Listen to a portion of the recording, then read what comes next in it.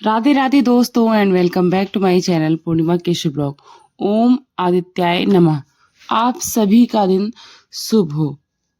आज दिनांक है 21 दिसंबर और दिन है रविवार और आज है पौष मास के शुक्ल पक्ष की द्वितीय तिथि। आज द्वितीय तिथि सुबह 9:11 से प्रारंभ होगी, जो कि अगले दिन सुबह 10:51 पर समाप्त हो जाएगी और आज ब्रह्म मुहूर्त सुबह 5:32 से 6:20 तक रहेगा। सूर्योदय होगा 7:07 पर, सूर्यास्त होगा शाम 5:41 पर और आज राहु काल शाम 4:31 बजे से 6 बजे तक रहेगा। आज आप सुनेंगे पौष मास महात्म्य में आगे की कथा और आपको यह कथा अच्छी लगे तो कमेंट बॉक्स में जरूर बताया कीजिए। सीता माता की नित्य नेम कथा। इस कहानी को सीता मैया कहती थी और प्रभु श्री राम सुना करते थे। एक दिन श्री राम भगवान को किसी कारणवश किसी काम के कारण बाहर जाना पड़ा तो माता कहने लगी कि भगवान मेरा तो 12 वर्ष का नित्य नेम है, अब आप बाहर जाएंगे तो मैं अपनी कहानी किसे सुनाऊंगी। तब श्री राम ने कहा कि सीते आप कुएं की पाल पर जाकर बैठ जाना और वहां पर जो भी स्त्री पानी भरने के लिए आए उन्हें अपनी कहानी सुना दिया करना। सीता माता कुएं की पाल पर जाकर बैठ गईं। तभी वहां पर एक स्त्री आई जिसने रेशम जरी की साड़ी पहन रखी थी और सोने का घड़ा ले रखा था। सीता माता उससे कहने लगी कि बहन मेरे 12 वर्ष का नित्यनेम सुन लो। तब वह स्त्री बोली कि मैं तुम्हारा नित्यनेम तो सुन लूंगी, पर मुझे घर जाने में देर हो जाएगी और मेरी सास मुझसे झगड़ा करेगी। इसलिए उसने कहानी नहीं सुनी और अपने घर चली गई।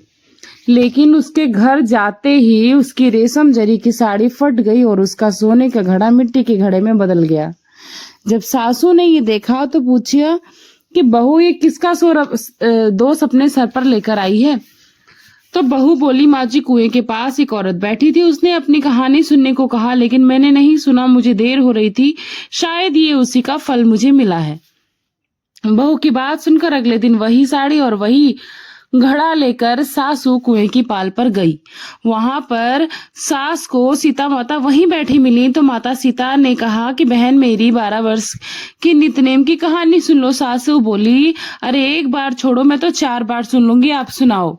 तब सीता माता कहने लगी राम आए लक्ष्मण आए देश के पुजारी आए, नित्य नेम का नेम लाए, आओ राम बैठो राम तपी रसोई जीमो राम, माखन मिश्री खाओ राम दूध बतासा पियो राम, सूत के पलका मोठो राम शाल दुसाला पोठो राम, साल दुसाला ओढ़ो राम, जब बोलूं राम ही राम, राम संवारे सबके काम, खाली घर भंडार भरेंगे सबका बेड़ा पार करेंगे, बोलो श्री राम जय जय राम।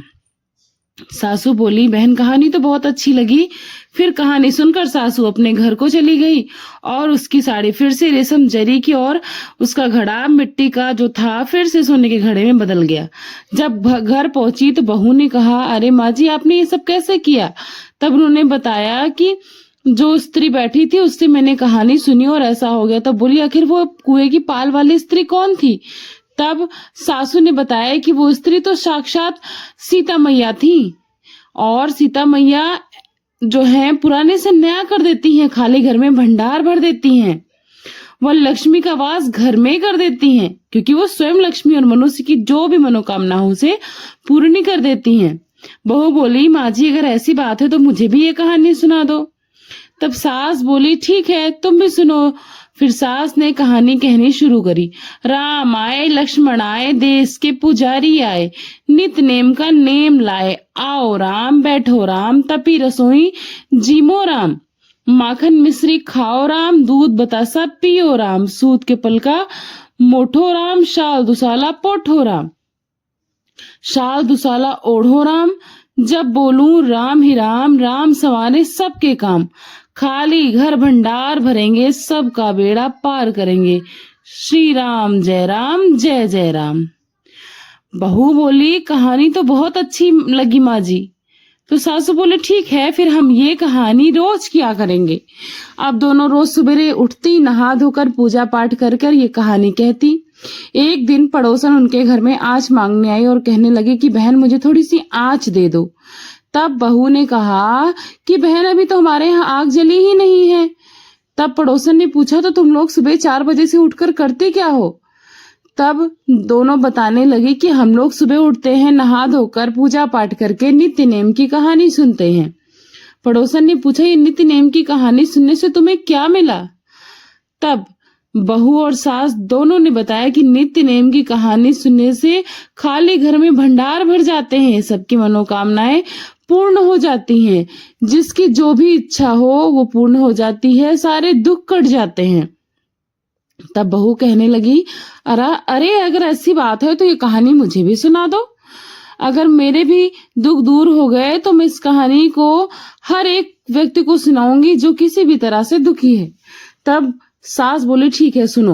राम आए लक्ष्मण आए देश के पुजारी आए, नित नेम का नेम लाए, आओ राम बैठो राम तपी रसोई जीमो राम, माखन मिश्री खाओ राम, दूध बतासा पियो राम, सूत के पलखा मोठो राम, शाल दुसाला पोठो राम, शाल दुसाला ओढ़ो राम, जब बोलू राम ही राम, राम संवारे सबके काम, खाली घर भंडार भरेंगे, सबका बेड़ा पार करेंगे।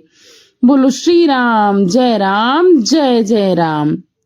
ये कहानी सुनकर पड़ोसन बहुत आनंदित हुई और वो नित्य अपने घर में भी ये कहानी कहने लगी। देखते ही देखते उसके सारे दुख दूर हो गए और उसके घर के खाली भंडारे भर गए, धन की बाढ़ सी आ गई। अब धीरे धीरे पूरे मोहल्ले में ये कहानी चल पड़ी, पूरे राज्य में नगर में ये कहानी चल पड़ी और हर किसी की मनोकामना पूरी होने लगी। हे सीता माता, जैसे आपने उन सभी के भंडार भरे वैसे ही हमारे भी भरना। कहानी कहने वाले, सुनने वाले और हुंकार भरने वाले सबके भरना। सभी प्रेम से बोलिए सीता मैया की जय। उत्तर भारत के इस सफर में भाऊ साहब आसपास के प्रदेश देख लेते थे, साधु संतों से मिल लेते थे। एक बार वे जयपुर गए। वहां उनके पुरखों की जायदाद या सनद नहीं थी, लेकिन जाकर वहां के महाराजा से मिले। उन्होंने पूछा आप कौन हैं? ब्राह्मण हैं। तो इस में उन्होंने तपाक से उत्तर दिया कि पेटिया ब्राह्मण हूँ। इसका मतलब कोई नहीं जान सकता। पूछने पर दरबार का नाम जाना जाता था, इसलिए उन्हें रोज 2 रुपए का सीधा देने का हुक्म हो गया था। कुछ दिन वहां आराम करके साथ के शहर देखने के लिए बिताए। एक दिन वे विदा लेने के लिए हुजूर में पहुंचे और तब महाराज ने पूछा महाराज ये पेटिया ब्राह्मण क्या है? तब उन्होंने उत्तर दिया पेटार्थी यानी पेट के लिए कमाने वाला। सुनकर सभी लोग हंस पड़े। महाराजा ने उनकी हार जीत जवाबी पर खुश होकर उन्हें सम्मानित करके विदा भी दिया। ऐसे ही एक बार वे सतारा गए। वहां से सतारा की तत्कालीन राजमाता माँ साहब से जाकर वे मिले। उन्होंने पूछताछ की कि आप कौन हैं, कहाँ के हैं? तब उन्होंने बताया कि हम सरदार घराने के ब्राह्मण हैं, आजकल गंधी का काम करते हैं। माँ साहब ने कहा ब्राह्मण होकर ऐसा काम धंधा क्या करना चाहिए? उन्होंने उत्तर दिया हाथ से तलवारें निकल गईं, तभी हाथ में बोतलें और कनस्तर आ गए, क्या कर सकते हैं? माँ साहब ने हंसकर कहा अब हम तो राजा नहीं हैं, आपका सम्मान कैसे करें? तब भाऊ साहब ने उनकी इज्जत करते हुए कहा कि हम तो आपके लक्ष्मी जी का ही अवतार समझते हैं। तब राजमाता ने उन्हें शाल साफा देकर सम्मानित किया और उनसे माल भी खरीदा। भाऊ साहब जंजीरे के सुल्तान के दरबार में भी गए थे, वहां बहुत सारा माल खरीद गया। जंजीरे में एक मांत्रिक औरत भी थी। भाऊ साहब जाकर उससे मिले। वह खाली बर्तन से हल्दी या अपने पल्लू से मिश्री निकालकर बांटती थी। उसने भाऊ साहब को भी मिश्री निकालकर दे दी। उन्होंने पूछा तो उसने बताया कि मंत्र की शक्ति से ऐसा हो जाता है। भाऊ साहब बिटकर जी अनेक स्थानों पर व्यापार के बहाने गए। वहां के राजा महाराजाओं से मिले, ऊंचे ऊंचे लोगों से परिचय हुआ। धन भी बहुत सारा मिला, लेकिन नाच गाने के दौर भी चल रहे थे, जिससे गांठ में कुछ बचता ही नहीं था। इसलिए पैसों की कमी लगातार बनी रहती थी। बहुत पैसा कमाने के बाद वे साधु संतों फकीरों औलियों से मिलकर उनकी कृपा पाने की भी कोशिश करने लगे। कल्याण में उन्हें एक औलिया मिला, उनकी सेवा करने लगे। उन्होंने उससे कीमिया हासिल की। कीमिया से उन्होंने अनगिनत पैसा हासिल किया और वह भी उड़ता चला गया। कूद पैसा पाने की हवस उन पर सवार हो गई। काम दाम की कामना कब तृप्त होती है। भला वे साधु संतों के दर्शन तो करते थे, लेकिन उनके उपदेश का उन पर कोई असर होता ही नहीं था। एक दिन साधु उनकी हालत देखकर सब लोगों के सामने फटकारा कि वैराग्य के बिना सब झूठ है, आप तो बस ऐसो आराम कीजिए, परमार्थ आपके बस की बात है ही नहीं। साधु के शब्द भाऊ साहब के मन को चुभ गए। वे बेचैन हो गए और उसी क्षण उन्होंने प्रतिज्ञा की, मैं इनसे परमार्थ के योग्य कहलाऊंगा। प्रतिज्ञा तो कर बैठे, लेकिन विषय शक्ति अपनी ओर खींच रही थी। उसके चंगुल से निकलना भला क्या इतना आसान होता है। लेकिन मन में हठ पूर्वक विरक्ति ओढ़ने की कोशिश की, किंतु वह व्यर्थ हो जाती। इधर प्रतिज्ञा भी व्यर्थ हो रही थी। आसक्ति और विरक्ति के बीच मन तड़प रहा था। आखिर उन्होंने अपनी ही प्रतिज्ञा निभाने का दृढ़ निश्चय कर लिया और वे अपने आराध्य महावीर हनुमान जी की उपासना में रात दिन लग गए। इस उपासना से उनके भीतर आत्मबल जागने लगा। एक दिन उन्हें स्वप्न में हनुमान जी का आदेश हुआ, अक्कलकोट स्वामी के दर्शन करने जाओ। अब बड़ी लगन के साथ वे अक्कलकोट चले। श्री स्वामी के दर्शन पाने के लिए उनका मन तड़प रहा था। वहां पहुंचने पर उन्होंने प्रण कर लिया कि जब तक स्वामी के दर्शन नहीं होंगे तब तक मैं अन्न ग्रहण नहीं करूंगा। लोगों ने कहा, आपका प्रण नहीं निभ पाएगा।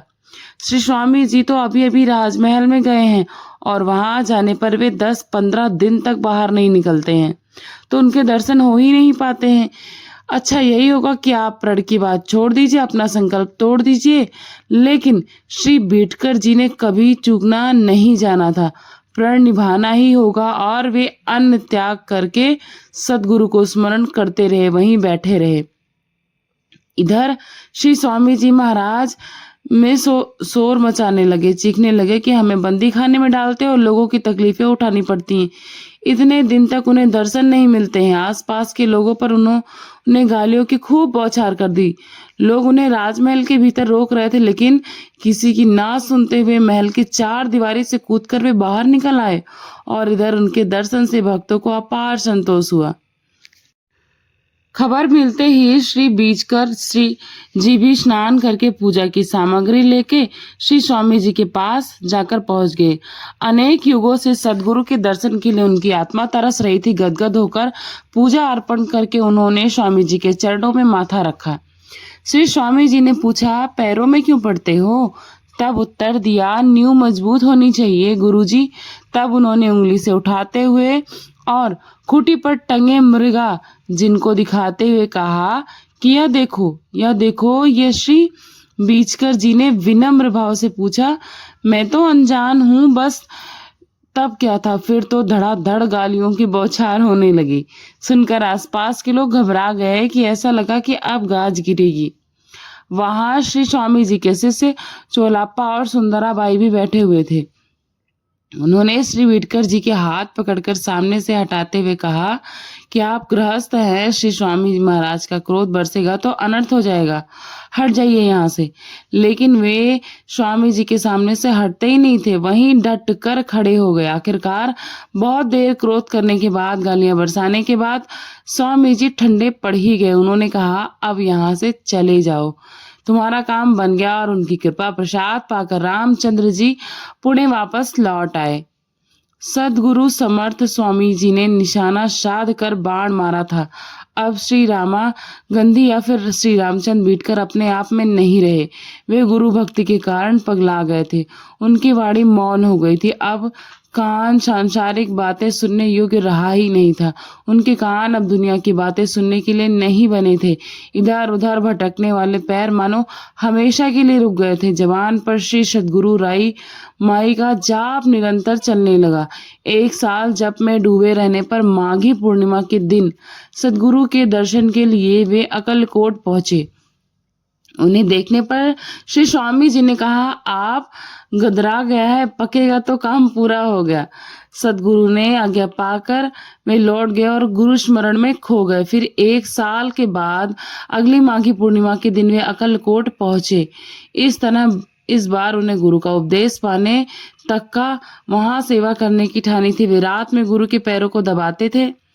एक रात अचानक श्री स्वामी जी के घुटने के बीच में से एक भयानक नाग फुंकार मारते हुए निकला। श्री रामचंद्र भीटकर ने अपने सदगुरु के चरणों में खुद को सौंप दिया था। अब सदगुरु चाहे तो तारे या तो मारे।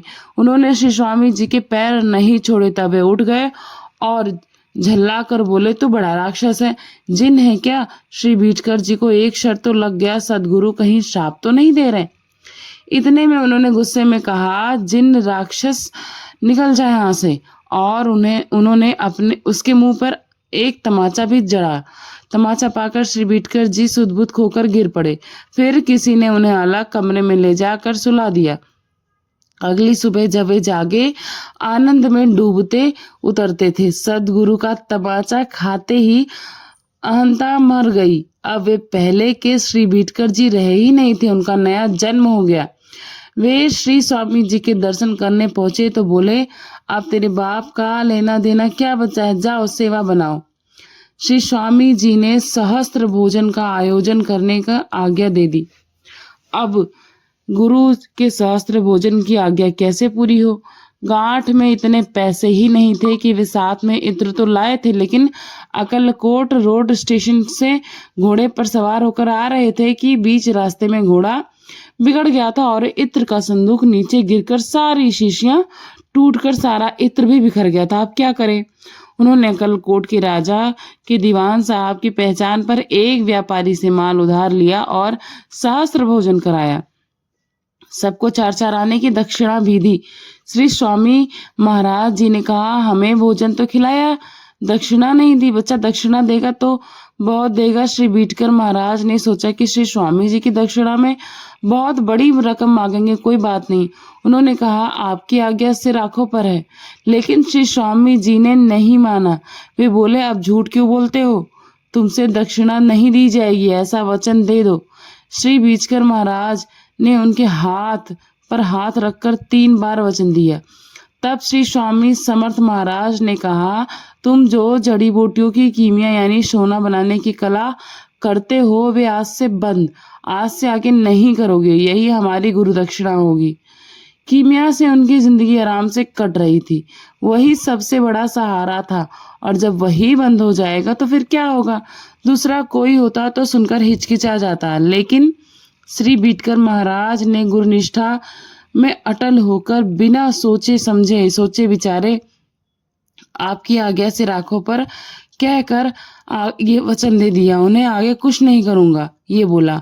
अब शिष्य को इसके लिए तैयार करूंगा। श्री स्वामी जी ने कह दिया, बन सके तो बना दो। श्री भीटकर महाराज ने कहा, मैं परमार्थ विद्या भी दूसरों को बताऊंगा। श्री स्वामी जी ने कहा, रामया भूखे को खिलाओ, नहीं अन्य का सत्यानाश होगा। इस पर श्री भीटकर महाराज ने कहा, भूखे को तो कोई भी खिला लेगा, अनुग्रह तो पूरा हो गया है, अब अकलकोट में उधार से निपटना था। कीमिया को गुरुचरणों में अर्पित कर दिया था, भला पैसे कहाँ से आए? संयोग था कि राजमहल में अष्टगंध की जरूरत थी। श्री स्वामी जी ने जब राजमहल में जाते तब उनके शरीर पर अष्टगंध मलकर उन्हें स्नान कराया जाता, लेकिन वही खत्म हो गया था। दीवान ने राजा साहब को श्री भीटकर महाराज का नाम सुझाया। उनसे पूछा तो उन्होंने कहा, कस्तूरी नहीं है, वह मिल जाए तो बना दूंगा। अब कस्तूरी का इंतजाम कर दिया गया। तब भीटकर महाराज ने टूटी फूटी शीशियों में से रुई की फाहे के सहारे बचे हुए इत्र की बूंदें निकाल कर उनको मिलाया और ऐसी बढ़िया अष्टगंध बनाई कि राजा साहब को बहुत पसंद आया। मनचाहे दाम मिल गए, उधार चुका कर रहा खर्च भी निकल गया। गुरु चरणों में खुद को सौंपने पर वही सब कुछ निभा लेता तो फिक्र भला कहाँ। श्री स्वामी समर्थ जी की कृपा के बाद श्री भीटकर महाराज पुणे लौट गए। सदगुरु स्मरण के बिना उन्हें चैन नहीं आता था। उन्हें संसार के प्रति उदासीनता हो गई थी, आसक्ति छूट गई थी, मन में विरक्ति छा गई थी। इसी बीच उनकी माता जी का भी स्वर्गवास हो गया। लापता भाई की भी मृत्यु की खबर मिल गई। बहनें गुजर चुकी थी। ममता के बंधन एक एक करके टूट रहे थे, लेकिन अभी भी कुछ कर्तव्य निभाने बाकी थे। ग्वालियर वाली औरत से आखिरी सांस तक निभाने का वादा किया था, लेकिन भगवान ने श्री महाराज को इस धर्म संकट में भी मुक्त कर दिया। जल्दी ही वह भी परलोक सिधार कर गई। अब श्री महाराज के मन का बोझ उतर गया। वे दुनियादारी से उदासीन चले थे। उनका लोग मजाक उड़ाते थे कि भाऊ साहब तो पगला गए हैं, गुरु का मारा पगला कैसे ना बन जाता। कुछ लोग तीखा व्यंग करते थे कि 100 चूहे खाए बिल्ली चली हज को। लेकिन श्री महाराज को ना तो स्तुति से खुशी मिलती और ना ही निंदा से। एक सदगुरु ही अब उनका तारणहार था। कुछ दिनों के बाद वे सदगुरु दर्शन के लिए अक्कलकोट गए तो श्री स्वामी ने कह दिया कि आप दोबारा यहाँ मत आओ, नर्मदा परिक्रमा करो। अब श्री महाराज जी ने शिष्य के द्वारा कीमिया करने की कोशिश की, लेकिन सफलता नहीं मिली। तब उन्होंने उनका ख्याल छोड़ दिया। आमदनी का जरिया चला गया। घर में जो सगे संबंधी थे वे तंगी के कारण दूर होते चले गए। अब घर में केवल 2 ही जन बचे थे, स्वयं श्री महाराज जी और सौभाग्यवती जानकी बाई। माँ साहेब का श्री महाराज के मन में एक ही बात थी कि गुरु आज्ञा के अनुसार नर्मदा परिक्रमा करनी थी, बिना किसी को बताए, अकेले निशंग बनकर, और वह मौका देख रहे थे। लड़की गर्भवती थी। उसकी प्रस्तुति की सेवा टहल के लिए रावेरी से दामाद जी को बुलावा आ गया। सो जानकी माँ साहब वहां जाकर 3 महीने रहने वाली थी। श्री महाराज जी ने उन्हें पहुंचाने के बहाने रावेरी जाकर वहां से चुपचाप परिक्रमा करने के लिए जाने का निश्चय किया। उन्होंने माँ साहब को रावेरी पहुंचाया। पुणे होकर आता हूँ ऐसा कहकर वे रावेरी स्टेशन पर पहुंच गए, लेकिन गाड़ी पर सवार न होकर ओंकारेश्वर मानधाता की ओर पैदल ही चल पड़े। ओंकारेश्वर से ही परिक्रमा के लिए वे निकलने की सोच रहे थे। उन्होंने संकल्प कर लिया था कि अबलो नसानी अबलो नासाए, यानी कि जीवन तो बर्बाद हो गया लेकिन अब आगे बर्बाद नहीं होने दूंगा, चाहे कुछ भी क्यों ना हो जाए। अब श्री बीड़कर महाराज नर्मदा तट पर ओंकारेश्वर पहुंचे। वहां पर एक सत प्रवत ब्रह्मचारी रहते थे। उनके आश्रम में श्री महाराज उतरे। उन्होंने नर्मदा परिक्रमा का अपना संकल्प उन्हें बताया।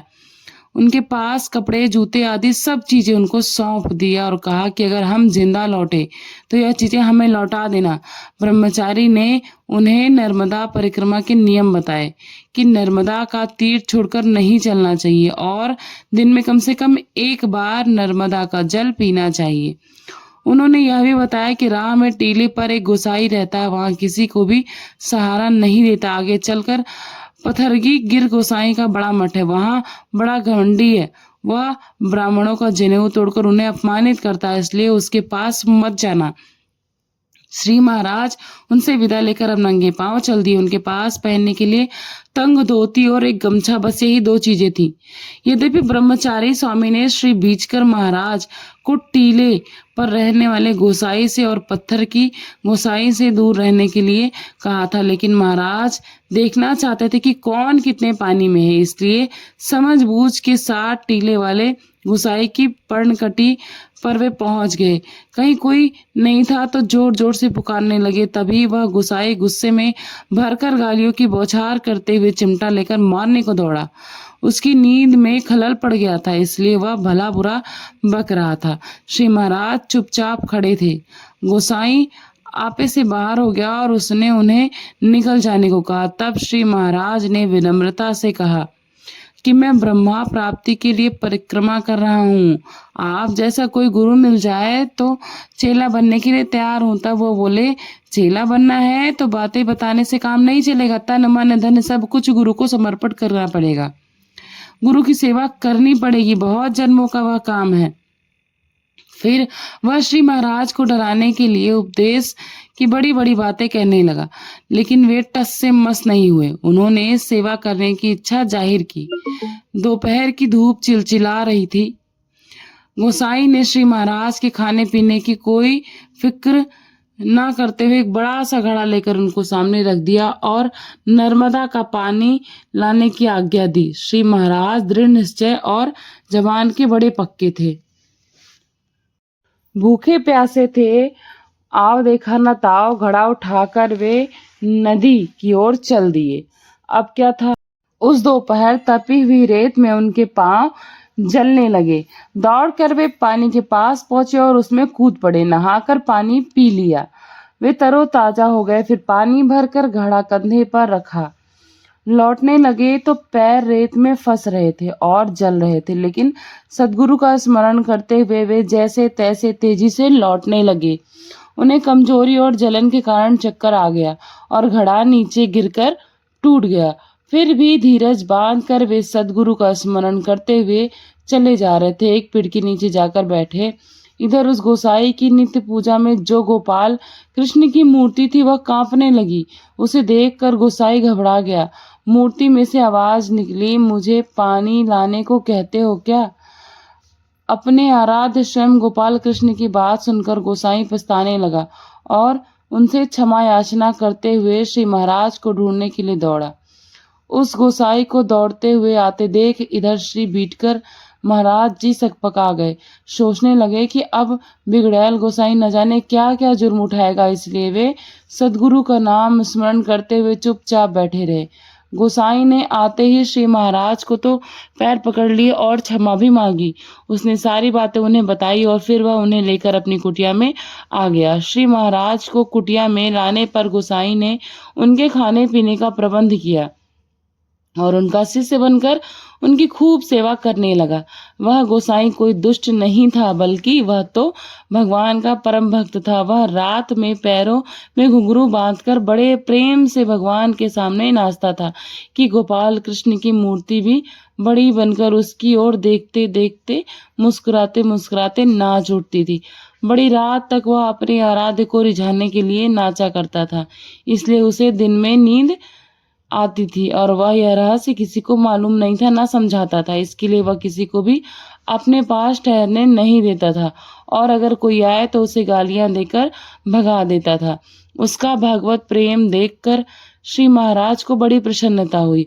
उन्होंने 4-5 दिन वहां रुककर उसे ध्यान योग का ज्ञान दिया, सगुण निर्गुण का अभेद समझाया और प्राणी मात्र के प्रति दया रखना, अतिथि सत्कार करना आदि बहुत सारी बातों का उपदेश देकर उन्हें उनसे विदा ले ली। गोसाई भी उनका भक्त बन गया। श्री भीटकर महाराज को अकेले परिक्रमा करना पसंद था।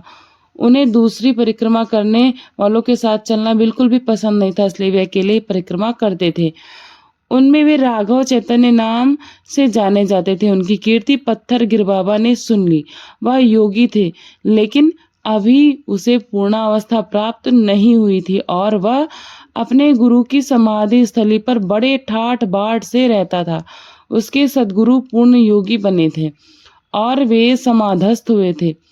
उन्होंने बाबा को बताया था कि मेरी समाधि में बैठकर जो भी समाधि लगाएगा उसे तुम मुझे जैसा योगी समझना। बाबा जी ने अपने गुरु की संगमरमर की समाधि बनाई और उसकी पूजा के लिए ब्राह्मण को रखा था। उसे गांजा पीने का बड़ा शौक था। उसकी चिलम बहुत बड़ी थी और वह चिलम लेकर ऐसा कश लगाता था कि बड़ी शोला उठ जाता था और किसी को आए हुए वह चिलम देखकर उसकी फजीहत का खूब मजा उठाता था। चिलम पीने पर ऐरे गहरे की तो नशे में दुर्गति हो ही जाती है। वह ब्राह्मणों को समझता था कि उनके नशे में धूत होने पर उनका जनेऊ तोड़ डालता था।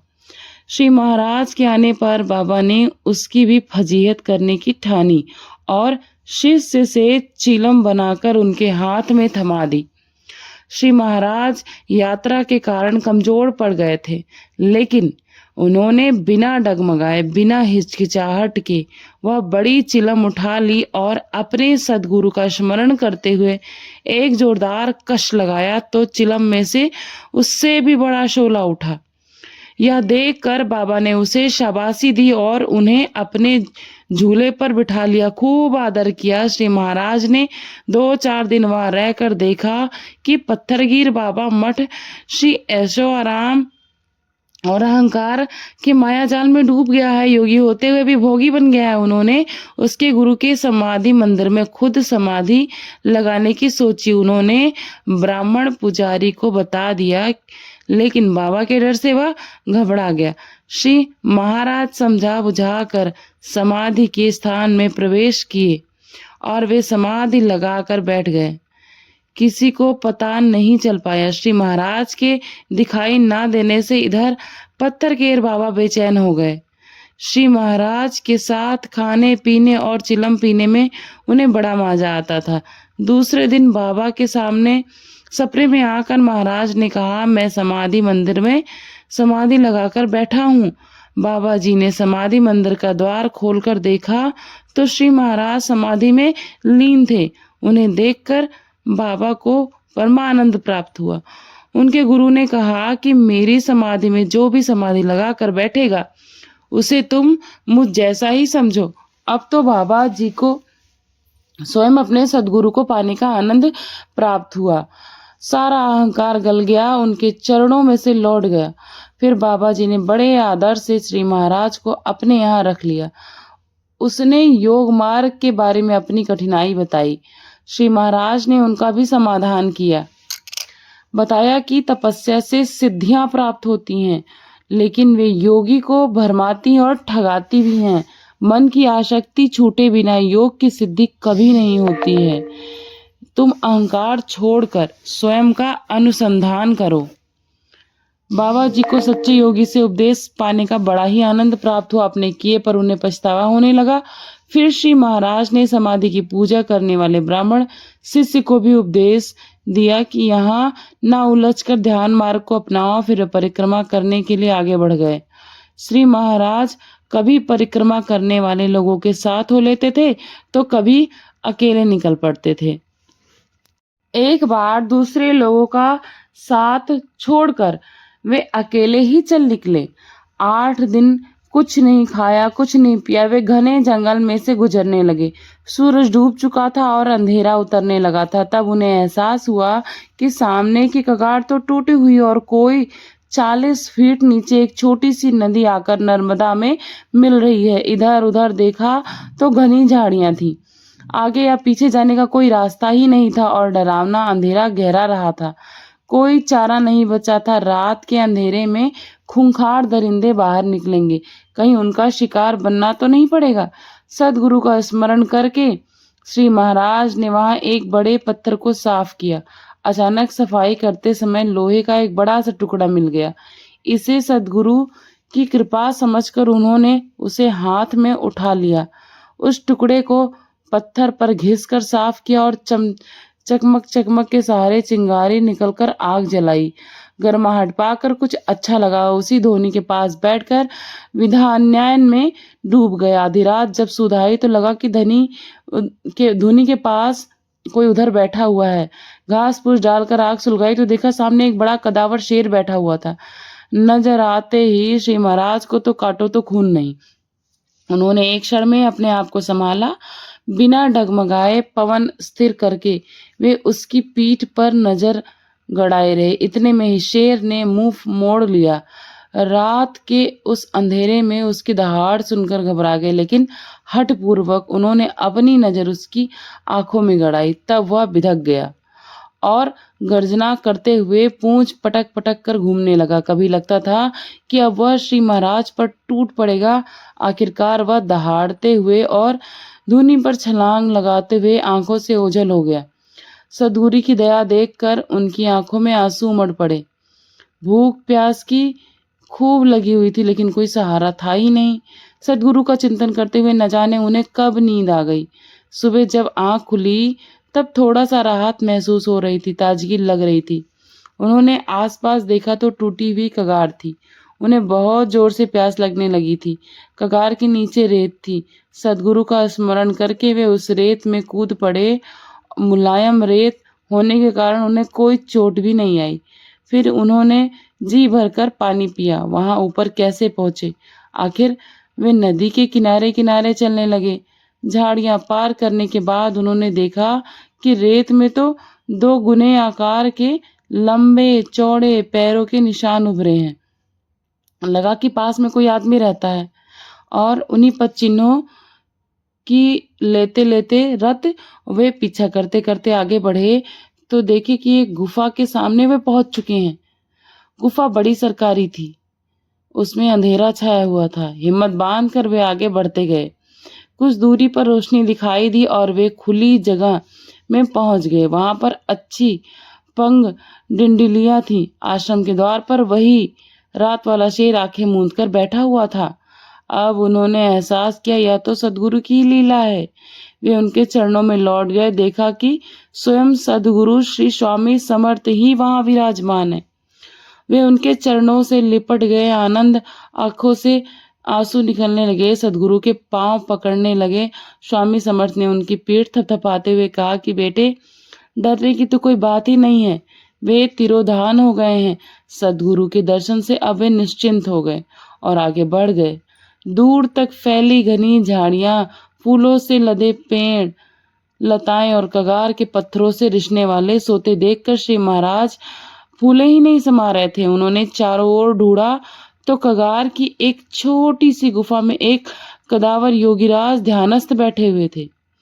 उन महान योगी के दर्शन होने पर श्री महाराज ने उनकी स्तुति करते हुए उन्हें साष्टांग दंडवत प्रणाम किया। उन्हें देखकर योगीराज ने पूछा कि तुम यहाँ क्यों और कैसे पहुंच गए? तब श्री महाराज ने कहा, आपकी प्रेरणा से ही आपके चरण चिन्हों की रत लेते लेते यहाँ तक पहुंचा हूँ। योगीराज सुनकर बड़े प्रसन्न हुए। उन्होंने श्री महाराज को ध्यान योग द्वारा अहम ब्रह्मास्मि के दृढ़ भाव को प्राप्त करने का उपदेश दिया। श्री महाराज ने बताया कि शरीर के विकारों पर विजय पाने के लिए पहले मन को वश में करना चाहिए। योगीराज को संतोष हुआ। उन्होंने आश्रम के हाथे में एक कंद श्री महाराज के हाथों बुनवाया। उनका छिलका उतारने पर उनमें हलवे जैसा जायकेदार गुदा निकला। उसे खाने पर फिर श्री महाराज को 8 दिन तक भूख प्यास कुछ भी नहीं सताई। योगीराज ने उन्हें 3-4 दिन अपने पास रख लिया, फिर कहा, यहाँ तुम्हारी नर्मदा परिक्रमा पूरी हो गई, अब तुम लौट जाओ। उन्होंने श्री महाराज को आंखें मूंद लेने को कहा और एक क्षण में बड़े रास्ते पर लाकर छोड़ दिया। योगीराज से विदा लेकर वे आगे बढ़ गए। आगे चलकर सोने स्वामी का मठ था और वे सन्यासी थे। वैद्य की बड़ी अच्छी जानकारी थी उन्हें। दूर दूर से लोग उनके पास आया करते थे। सुबह 6 बजे से लेकर 11 बजे तक दवाइयां देने का काम वे किया करते थे। तब फिर निवृत्त होकर बादाम, खसखस और दूध में पीस कर उपटन बनाया जाता था। शिष्य उनके शरीर पर उपटन मलकर गर्म पानी से उन्हें नहलाते थे। तब वे अकेले में शालिग्राम की पूजा करते थे। पूजा के बाद कफनी और कढ़ाऊ पहनकर वे 10 घरों में मधुकनी मांगकर लाते थे। लौटकर वह मधुकरी गायों मठ की गायों को खिलाकर फिर भोजन करते थे। श्री महाराज भी वहां पहुंच गए। साने स्वामी एकांत में बैठे थे। शिष्यों के आग्रह पर महाराज वहां रुके। भोजन करने के बाद स्वामी जी अपने बड़प्पन की बातें उन्हें बताते रहे। अपने योगी होने और दानी होने की बातें उन्हें बखानते रहे। 2 दिन वहां रहने पर श्री महाराज ने जान लिया कि स्वामी तो देह के चोचले कर रहे हैं। तीसरे दिन स्वामी महाराज को लेकर स्वामी जी नर्मदा के किनारे चले गए। निवृत्त होने के बाद श्री महाराज ने नदी के दह में नहा लिया। स्वामी जी ने नदी में नहाने से कतराने लगे तो श्री महाराज जी कहने लगे, संन्यास लेकर गिरवे वस्त्र पहनने से कुछ नहीं बनता। मनोनिग्रह हो तो संन्यास की अपेक्षा गृहस्थ आश्रम भी अच्छा होता है। स्वामी जी ने नाराज होकर कहा, तुम्हें दह में कूदने को कहा जाए तो बोलती बंद हो जाएगी। सुनते ही श्री महाराज तो मगरमच्छ से भरे हुए 20-50 हाथ गहरे उस दह में कूद पड़े। देखकर स्वामी जी घबरा गए। अब तो ब्रह्महत्या का पाप सर पर आएगा, इस विचार से वे बड़े चिंतित हो गए। श्री महाराज इधर बड़ी देर तक दह से बाहर नहीं निकले तो स्वामी जी ने शिष्यों को बुलाने मठ की ओर दौड़ पड़े। तब तक श्री महाराज पानी से बाहर निकल गए और यह देखकर स्वामी जी की आंखें खुली की खुली रह गई। उन्होंने उनकी स्तुति की और कहा कि आप तो महान हैं। मेरी देह ममता छूटने के लिए ही भगवान ने आपको भेजा था। स्वामी जी ने सच्चे अर्थों में संन्यस्त रहने का दृढ़ निश्चय कर लिया था। श्री महाराज वहां पर इस तरह 2 दिन और रहे, उसके बाद वहां से चल निकले। आज के अध्याय में बस इतना ही। आगे की कथा अब आप आगे के अध्यायों में सुनेंगे, जो कि कल के अध्याय में आपको जरूर सुनने को मिलेगा। बताइएगा कि आज का अध्याय आपको कैसा लगा। एक बार एक लप्सी और एक तपसी था। लप्सी और तपसी हमेशा भगवान की तपस्या में लीन रहते थे। लप्सी रोजाना सवा सेर की लपसी बनाकर भगवान को चढ़ा दिया करता था और भोग लगाकर खुद जीम लेता था, और तपसी पूरा दिन तपस्या किया करता था। दोनों आपस में झगड़ा करने लगे एक बार कि मैं बड़ा हूँ, मैं बड़ा हूँ। इतने में ही देवर्षि नारद उधर से जा रहे थे। उन्होंने कहा, भाई क्यों झगड़ा करते हो? तब उन्होंने बताया कि मैं बड़ा हूँ, मैं बड़ा हूँ, इस बात की बड़ी विडंबना है, आप इसका हमें सुलह करके बताएं। तब नारद जी ने पूछा कि ठीक है, कल मैं इस समस्या का निवारण जरूर कर दूंगा। इस प्रकार दूसरा दिन हुआ। दोनों दूसरे दिन लपसी और तपसी स्नान आदि करके अपनी रोज की भक्ति में लीन हो गए। नारद जी ने छुपकर 1.25 करोड़ की एक एक अंगूठी उन दोनों के आगे रख दी। तपसी की नजर जब अंगूठी पर पड़ी तो तपसी ने उसे चुपचाप अपने नीचे दबा लिया और तपस्या करने में लग गया। इधर लपसी की नजर भी अंगूठी पर पड़ी, पर लपसी ने ध्यान नहीं दिया। वह रोज की तरह 1.25 सेर की लपसी बनाकर और उसे भगवान को खिलाकर भोग लगाकर उस खुद खाने में बिजी हो गया।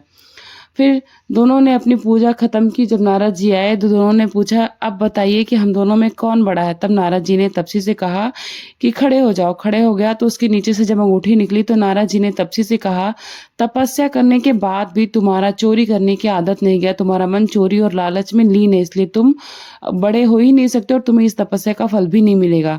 और लपसी रोज की तरह अपना भोग लगाकर भोग ग्रहण कर लिया, इसलिए लपसी तुमसे बड़ा है। उसने नारद जी से पूछा, नारद जी मेरी तपस्या का फल मुझे कैसे मिलेगा? जो हो गया उसका पश्चाताप है मुझे। फिर नारद जी ने बताया कि जो हो गया उसका फल तो नहीं मिलेगा, लेकिन आगे से अगर कोई कुत्ते और गाय की रोटी नहीं बनाएगा तो फल तुम्हें मिलेगा। अगर कोई ब्राह्मण को जमाकर दक्षिणा नहीं देगा तो फल तुम्हें मिलेगा। अगर कोई साड़ी के साथ ब्लाउज पेटीकोट नहीं देगा तो फल तुम्हें मिलेगा। अगर कोई दिए से दिया जलाकर पूजा करेगा तो फल तुम्हें मिलेगा। अगर कोई सारी कहानी सुन ले फिर तुम्हारी कहानी ना सुने तो भी फल तुम्हें ही मिलेगा। लेकिन उस दिन से हर व्रत के बाद लपसी और तपसी की कथा सुनी जाती है, और उन्होंने तपसी को यह भी समझाया कि इस तपस्या को तुम्हें ऐसे ही करना होगा ताकि तुम्हारे जो पिछले